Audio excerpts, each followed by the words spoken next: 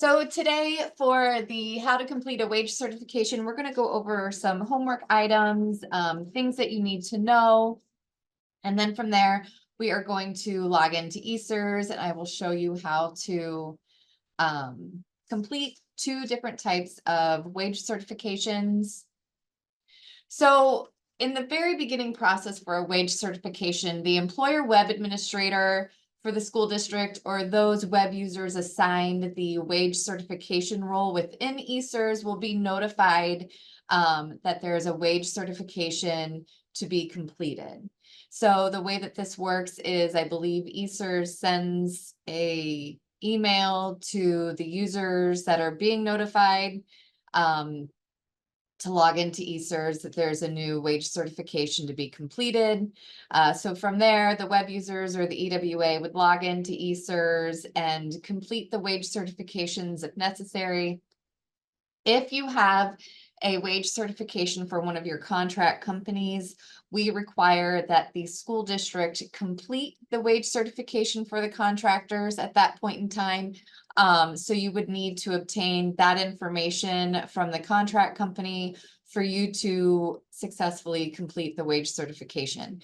And the reason behind this is that you, as the school district, are our employer of record. So it is the school district that contracts with the contract company, so they would need to complete the wage certification. It's also a security feature to make sure that everyone's secure information remains that way. So the school district will have to obtain that information from the contract company in order to complete that wage certification. We do have a feature in the wage certification application that tells the employer what contract company this employee works for, so you don't have to do any digging. So it would show on the wage certification screen what contract company this employee works for, and then the school district would have to contact the contract company to complete that certification. So these are the different types of wage certifications that you will come across as a wage certification processor for eSERS. We have the typical service retirement certification, a survivor benefit, disability benefit. For those of you that didn't obtain or didn't attend the disability webinar that we had last month, we have the recording out on our web video page in the employer page on www.ohscrs.org. Out on our website on the employer page under web videos, we have the disability benefit video out there for you, and we cover the disability certification. We also have a refund wage certification, which we will also be going over today. The reemployed retiree payment, a transfer cert, and a beneficiary lump sum. So for the transfer certification, you may start seeing some of those certifications pop up for you. Basically, what a transfer certification is that an employee can hold multiple positions within a school district, and within those multiple positions, they may report to different pension systems. So an employee can hold multiple positions, their contributions can be sent to multiple pension systems. When it comes time to retire, they will retire from the system in which they have the most service credit. So if you receive a transfer certification from us, it's because we need to collect all of the information from the school district so that we can transfer that information to the pension system that the employee is retiring from. So if you have any questions when it comes to a transfer certification, you can always feel free to call us and we can help walk you through that certification. They're not the most popular times that you see a transfer certification is at the end of the year for year-end retirements or in January. So again, if you have any questions in regards to completing that certification or any of these certifications, feel free to give us a phone call and we can walk you through that. So here are some things to know before we get into completing a wage certification. Any accrued but unused sick or vacation leave is not subject to CSRS contribution. So that information should not be reported on the final wage certification. You want to review taxed and pickup, which is pre-tax contributions. You need to verify that they are entered in the appropriate cell. You need to indicate if the employee was eligible for health care. The enrollment isn't necessary. So I'll go into that in detail in the service retirement certification. Only enter the 10% employee contribution amounts in the pre or post-tax fields in the pay period certification details panel if prompted. And you want to complete the wage certification when you have the final payroll information. So let's say you have received a wage certification for someone that works in your district today, but they're eligible or their retirement date isn't until July 1st. So we would like for you to hold on to that wage certification until you have the final payroll information. Once you have that final payroll information, you can go ahead and complete that service retirement certification, but we need accurate information entered into these wage certifications because these are used to calculate the pension benefit in retirement. So it's extremely important to make sure that all of the information entered into these certifications is accurate. If you have a treasurer retiring in the next few weeks with maybe a May 1st retirement date and you know what their final payroll is going to look like, you can go ahead and complete that certification. But let's say you have a bus driver who is retiring and you're not exactly sure if they will be taking unused sick, working overtime, working extra field trips, doing extra routes. You're not exactly sure if your hourly employee is going to be working over or working less. We ask that you wait until you have final payroll information before you complete that certification. Also, did you know a person can retire from their higher paying position and continue working in a lower paying position if both of the positions are held at the time of retirement? So this question pretty much addresses the policy that we have where we ask our retirees to wait 60 days before entering reemployment with the school district. But if they don't wait those 60 days and they go straight into working right after retirement, they forfeit their first 2 months pension payment. And sometimes that's just financially beneficial for the employee to just continue working right after they retire. But a person can retire from a higher paying position and continue working in a lower paying position. This is in regards to employees that hold two positions at the time of retirement. They can retire from their higher paying position and continue working in the lower paying position without forfeiting those first 2 months of pension payments. So if they work two jobs at the time of retirement, they can continue working in that lower paying position without forfeiting the first 2 months pension payments. Okay, so we are going to get into working a service retirement certification and a refund certification. So I believe I need to stop my share at this point in time and then reshare. Just have to find it. Here we go. Okay, so when you log into eSERS, this is what your homepage is going to look like. So you would log into eSERS when you receive a service or an email from us saying that there is information for you to complete out in eSERS. Typically, this is a training environment, so this is a snapshot in time. But you would see a message here also in your message board saying that there's a service retirement or a wage certification for you to complete. We do have a work request in with our IT department to make these wage certification emails a little bit more specific on what type of certification needs to be completed. But until then, it's just going to be a generic email saying there is a certification for you to complete. So when you receive those notifications, you want to go to the certified wages application on ESERS.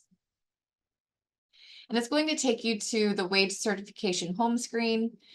You have two panels in the screen, the first one being the pending wage certification screen. So this screen is going to give you all of your pending certifications that need to be completed. For your service retirement certifications, and because it's a training environment, I apologize, but your retirement effective date will show here. Your contract company name will show here. So if this employee worked for a contractor, it would show the contract company name right here. So PSI, First Student, whatever type of contractor that this employee works for, the contractor name would show here. In this submitted wage certifications panel, this will show a detailed history of all completed wage certifications that your school district has completed. So you can search by any of these headers right here. You can search by first name, last name, certification type. You can also type in the social security number of the individual that you are wanting to search for the certification that you completed for. You can also filter in this dropdown for certification type. You can type in the last name of the person you're searching for. So this submitted wage certification screen will give you a detailed list of certifications that your school district has completed. There are three different types of statuses in this screen. The first one being certified, and certified means that the school district has gone in and has completed the wage certification with the information that they have, and they have certified that information. The second status is certified and matched. So what that means is the school district has completed their portion of the wage certification. They've certified the information that we require within ESERS, and then our processors and member services has matched that information that the school district has provided to us, and they've matched it with the information that we have in our system. And then we have certified mismatch resolved. I'm assuming that's because they have resolved any issues or questions in regards to the certification status. And then the fourth, I'm sorry, I said there were three statuses, there's four. The fourth status that's not showing here is canceled. And that's because either the member has canceled their certification or we have canceled it on behalf of the member. So this is a detailed description of your wage certification screen. So what we're going to do is we're going to go ahead and complete a service retirement certification. And what this certification is that someone has applied for a retirement benefit and we have processed their application. We will only show the wage certification here once we have received all of the needed information from the employee in order for us to process their retirement application.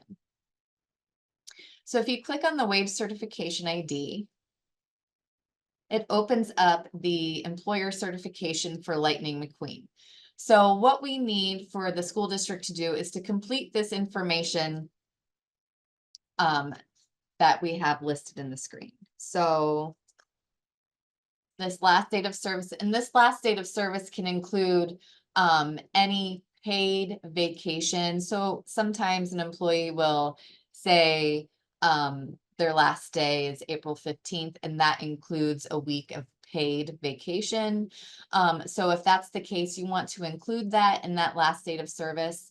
Like I said earlier, any payout for unused sick leave, vacation leave, or personal leave.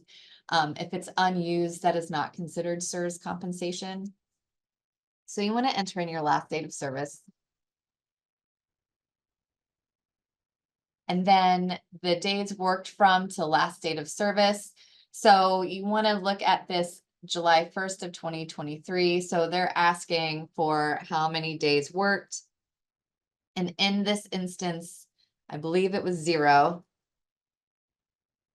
And then the last contribution cycle code, this is the cycle code that you pay this employee on. So this employee was paid on biweekly 2. the last pay date. This final contribution includes, you can check mark one or all three of these these boxes: balance of contract, payroll lag, or longevity pay. If you're not exactly sure what one of these three mean, down in this instructions help panel, it will give you a definition of everything that we ask for in this screen. So here are the definitions of balance of contract, payroll lag, and longevity pay. So if you have any questions as to what this would include, you can scroll down to this instructions help panel, and it will give you the definitions of what we're requesting here. Then one of the most important aspects of this certification is this question: eligible for healthcare at separation. So the question that we want you, or the word that we want you to focus in on, is eligible. So although they're eligible for healthcare in the current position that they work for in your school district, even though they're eligible for it, they may not elect for it. But as long as they're eligible in that position, you want to select yes. So whether if they're on your healthcare or not, if in the position that they hold within your school district makes them eligible for healthcare, then you want to select yes. But let's say they went down to part-time their last working service year with your school district, and your school district's policy is that if you're part-time, you're not eligible for healthcare. So you want to select no. When you select no, a second question appears, and it's eligible for healthcare 3 of the last 5 years. So what we want to do is that we understand a lot of our members will go down to part-time their last year or two with the school district, because all they need to collect is 120 days in order to obtain a service credit year. So it's very possible that your employee went down to part-time their last year working for the school district, trying to accrue their last service credit year. By going down to part-time, that may have taken away their healthcare eligibility. So when you select no, that second question, eligible for healthcare 3 of the last 5 years, we basically want to scoop up all of those employees that were eligible for healthcare, working full-time or whatever your policy was. We basically want to scoop up those employees and make sure that they have the correct healthcare coverage in retirement. We don't want them to be penalized for going down to part-time to just collect their 120 days or whatever the reason may be. So if the instance was, yes, they were eligible for healthcare 3 of the last 5 years working for the school district, you want to select yes. So this right here will tell our healthcare department, when they're processing the healthcare portion of their retirement application, this answer in the wage certification will tell the healthcare department what type of premium benefits that this employee is eligible for. But let's say they've only ever worked part-time for your school district and they've never been eligible for healthcare for your school district. That's when you would say no, and that's okay. We just want to make sure that we are giving the correct coverage in retirement when it comes to healthcare benefits. So this is probably one of the most important questions that you will answer on the wage certification.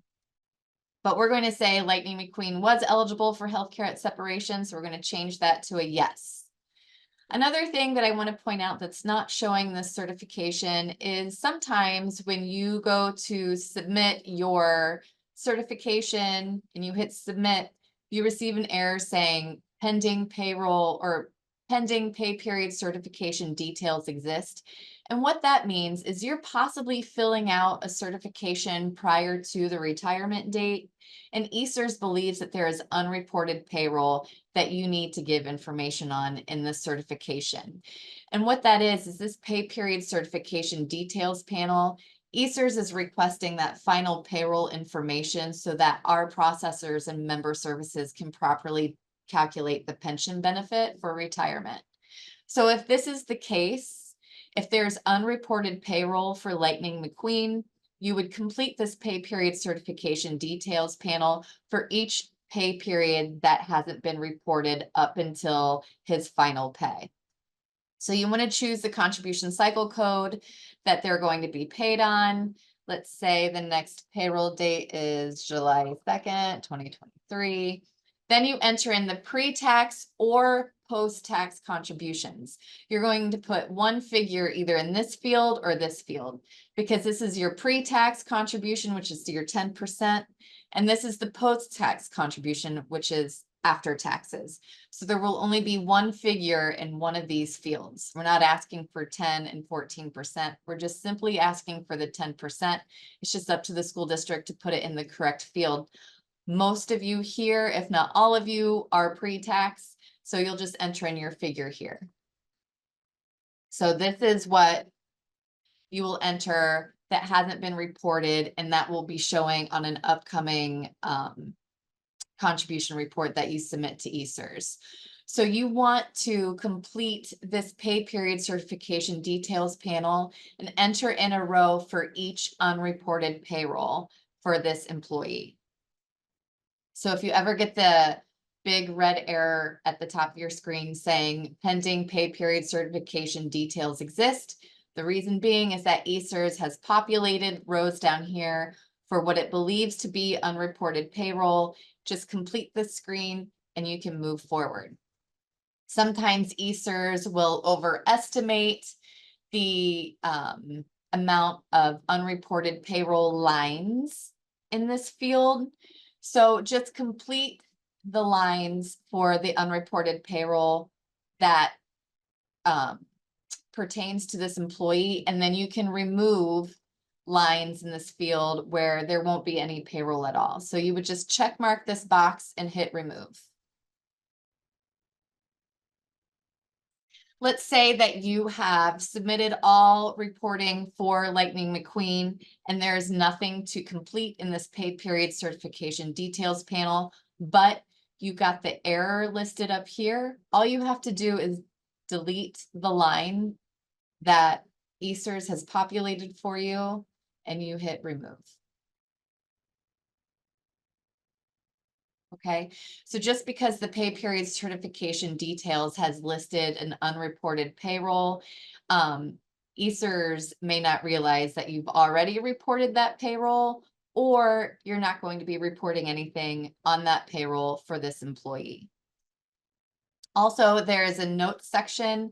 So if you ever need to update any information or provide additional information that this screen is not allowing you to do, you can add a note. So there are two ways to add a note. So you can submit your wage certification and add your note. By doing that, it's going to remove your information here, or you can just add your note. You can type in your note. So you type in your note and you hit save. To go back to your wage certification, you will click on wage certification in the navigation path. So your note is here, but because I didn't submit my wage certification information, it didn't save any of the information that I had listed here. So I'm going to do that really quick.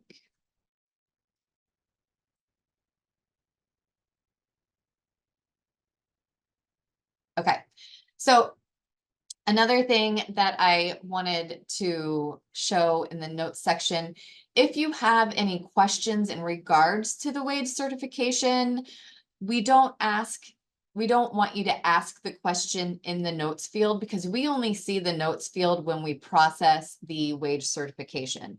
So if you have any questions in regards to the wage certification, we ask that you call employer services and we can address that question for you. Because the notes section doesn't work as like an instant messenger type. It only is viewed when we are processing the certification. So if you have any questions, call employer services or shoot us an email and we can answer that accordingly. So once you have completed everything, you want to hit submit. When you hit submit, you'll get an all changes successfully saved if you have completed the certification correctly. Then you can go back to wage certifications. And the certification that we just completed for Lightning McQueen is now in the submitted wage certification panel. Something that I wanted to point out is that we've asked for employers to complete this certification accurately the first time, but we understand someone may turn in a timesheet after you have completed the final wage certification, thinking it was the final payroll information, and you have found out that you need to do an adjustment, whether if you need to take money away from that employee or if you need to add money to their account. So that's why I wanted to point out the status earlier. When it says certified for your service retirements, what that means is that you have done your job, you have certified your information. When it's not certified and matched, there's a good possibility that you can give us a phone call and we can contact member services. And what they could do is they can resubmit the certification to you for you to complete again. So what would happen is it would no longer be certified. Once we recertify it to you, it'll show back up in your pending wage certifications where you can complete the certification with the additional information that was just provided to you. If your status is certified and matched, what we ask you to do is give us a phone call. What we will tell you to do is to send us a detailed email of everything that has changed after we walked you through an adjustment or walked you through doing the extra payroll to add the information to their account. We'll ask you to open up the submitted wage certification. And although you can't change anything here because it's certified and matched, what you can do is add a note. And in this note section, you will add a detailed note of everything that you've done. You will enter in the adjustment information, whether if you took money away from a certain pay date or whether if you added money to a new earnings period or added it to a current period that you've already reported. And then we will ask you to email us that same information, because what will happen is we will send that email along with specific member information to our processing department and member services so that they can accurately recalculate the pension benefit for that member. But because it's certified and matched, we don't have a way to recertify that certification to you. So it will all have to be done manually through the notes section. Okay, so now we are going to complete a refund certification for Tomater. So in this instance, Tomater is just, let's say that he's a coach. He does football every year. So once football season is over, he enters in a refund application and he refunds his coaching contributions every year. What happens for a refund certification is that we can't receive contributions for a refund certification within 3 months of them applying for a refund. If so, excuse me, if so, we will cancel the refund certification and the member will be notified. If you receive a refund certification, let's say for your football coach, but you know that he's coming back in the spring for baseball and there isn't really a termination of employment and you don't feel comfortable completing the refund certification, you can enter in the note saying the coach is returning in the spring, I'm not completing this refund certification. Or let's say it is for a substitute bus driver and you know that they will be coming back in the next few weeks to help substitute throughout the school district. If you don't feel comfortable, if you know that they're going to be coming back, you don't have to fill out the refund certification. We just ask that you enter in a note with the information so that if the member were to call to check on the refund certification, we can see your note in the file saying the employee still continues to work for the school district. This will not be completed. But let's say Tomater, he is able to refund his certification. And if you notice, the difference between the refund certification and a service retirement is that we don't ask for a lot of information. We just need to know the last date of service, the last cycle code that they were reported on, and their last pay date. So for this, I am going to enter in the last date of service as August 5th, 2023. The last contribution cycle code was biweekly 2, and the last pay date was Okay, so I have entered in the information that I need to complete Tomater's refund certification. I don't need to add a note, but before I hit submit, when you hit submit, you are agreeing to these 3 terms and conditions. First one being the above employee has terminated service with us and is not on a leave of absence. The employee's name and social security number are the same on file with us. And the employee is not being considered for reemployment. And in the event the employee is reemployed, I will notify SIRS immediately. So basically what this third line is saying, if you do reemploy this employee, we ask that you provide us a member enrollment because everything is account driven within our internal system. So when we complete a certification for an employee, we put an end date on that account.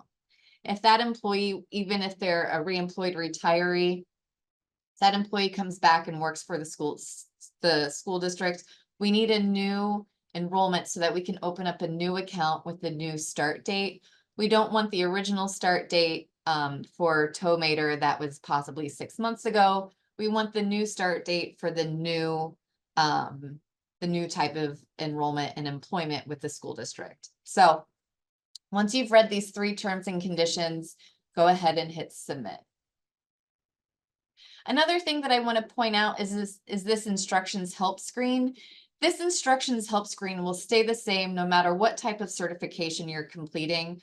So we don't ask for final contribution information here on this screen, but we list it here because we do ask for that information on other types of certifications within ESERS. So this instructions help panel will always remain the same. Just because it's listed here doesn't mean that it needs to be included here. So I just wanted to point that out really quick.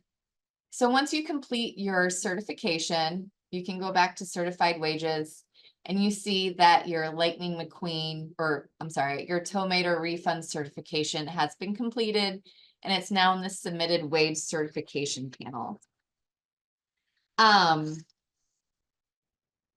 Okay, I believe I have covered everything.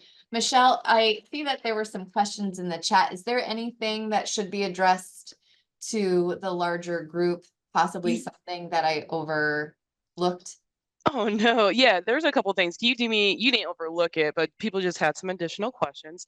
Okay. Can we go to employer reporting detail lookup and bring up Lightning McQueen? Yes. Someone had a question about, hey, if I don't know what my contribution cycle code to use, how do I find that information? Okay. So you can always go to employer reporting detail lookup. This application is amazing for lots of other things. I believe that if you've been in any of our trainings, you see us talk about employer reporting detail lookup for lots of numerous things. But it's great to look up information for this example. So if you type in the social or even the last name, first name, and hit search, if you click on this detail record ID, it will open up the last contribution record and it will detail the contribution cycle code that Lightning McQueen was reported on. So you can just jot that down in your notes so that when you go to complete the certification, that is the cycle code that we are looking for. And also you can see the pay date that that last contribution yes. is under. And the pay date. Yes, yes, yes. All right, then we had one more, the very top one. Not the top one, the one about forfeiting. If you can just go over that, like, hey, if someone retires as of March 1st, but they return back to work March 1st, that type of thing, forfeiting. Okay, so we ask our retirees that once they retire, they sit out for 60 days. But we also, it's not a requirement. We just ask that they do. So if they were to come back to work within those 60 days, they will forfeit their first 2 months of pension payments. Or if they sit out for just 30 days, they'll forfeit 1 pension payment. These pension payments, whether if it's 1 or 2, they won't be tacked on at the end. It's just they forfeit them and they won't receive those pension benefits. But we ask that they sit out those 60 days. We understand that sometimes it's more financially responsible for them to just forfeit the pension payment because they only receive a portion of the salary that they would receive if they were working. So some employees retire as of March 1st, and then they come back to work as of March 2nd. So we do need a break in service. So if they were to come back to work right away, they forfeit those first 2 months of pension payments. If they hold two positions prior to retirement, they can retire from the higher paying position and continue working in the lower paying position without forfeiting those first 2 months pension payments. Did I cover it? Yes. Okay. We'll say 2 months. So it will be 2 months, not 60 days, because each month have a various amount of days. So it will be 2 months. So if someone retired March 1st, came back March 2nd, they would forfeit March and then April. So it would Yeah. be 2 months, just Two to make months. sure we have there. Katie, by chance, I don't know right off the top of my head, why there is the 2 month waiting period? Do you know that? Isn't it for all retirements? I don't know. I don't know. So I don't want to project that. I do know when I started here at SURS 14 years ago, we didn't have what was called an estimated benefit payment. So the employees had to wait to receive their pension payments. They need to wait on the school district to complete the certifications in order for us to process the pension benefit for them to start receiving their pension payments. I don't know if that has anything to do with it. But I think that the 60 days is just for proper processing time. Um, I think, I'm not exactly sure, but it's always been 60 days ever since I've been here. But that's a good question. All right, I believe that's everything that was in the chat. Thank you for joining us today and have a nice afternoon.